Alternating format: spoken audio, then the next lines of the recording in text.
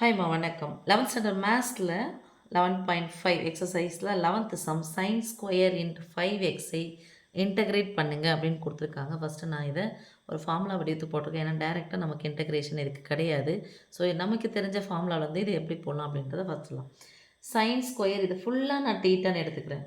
So sine square theta equal to 1 minus cos 2 theta by 2 இதான் formula. Theta R A நீங்கள் third லெசனில் படிச்சிருப்பீங்க. ஏன்னு இருக்கும். Sine square A equal to 1 minus cos 2a by 2ன்னு இருக்கும். ஸோ இதை தான் எடுத்து நான் அப்படியே அப்ளை பண்ணிக்க போகிறேன். 1 மைனஸ் காஸ் இங்கே ஒரு டீட்டா இருந்துச்சுன்னா இங்கே 2 டீட்டா 2 மடங்கு ஆகுது. அப்போ 5x இருந்துச்சுன்னா எத்தனை எக்ஸ் 10x பை 2. ஓகே சாமி, இது மேற்கொண்டு சொல்லணும்னா இந்த இரண்டானது ஒன்றுக்கும் சொந்தம், காஸ் 10x அதுக்கும் சொந்தம்னு சொன்னால் எடுத்துக்கிறதா இருந்தால் எடுத்துக்கலாம்.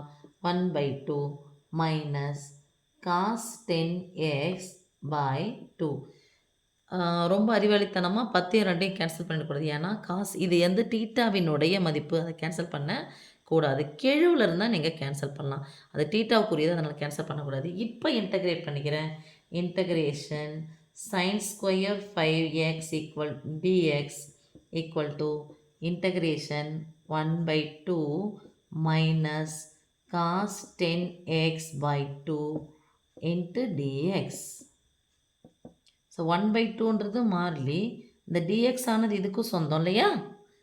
இன்டகிரேஷன் தனித்தனியாக பிரித்து போட்டால் இதான் minus integration cos 10x by 2 into dx, right? இந்த 1/2 dx 1/2 மாறிலி வெளியே எடுத்தாச்சு. dx இன்டகிரேட் பண்ணால் வெறும் x மைனஸ் காஸ் 10x அந்த 1/2 வெளியே எடுத்துடுங்க. முன்னாடி ஒன்றுலாம் ஒன்று கூட பெருக்குனா அது தானே கிடைக்கும். ஸோ 1/2 வெளியே எடுத்துடுங்க.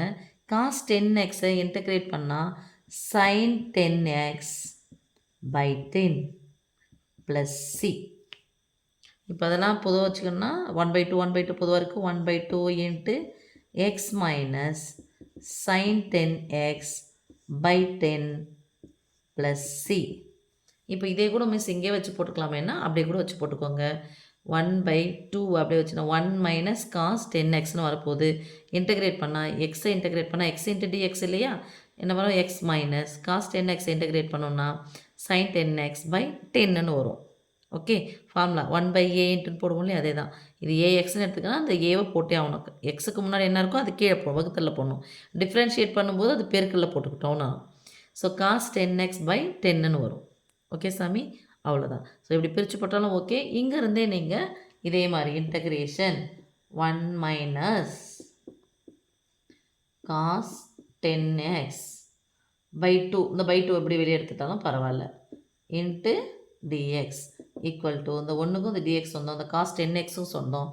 அப்போ 1/2 into x minus cos 10x பண்ணால் sine 10x by 2 by 10 plus C.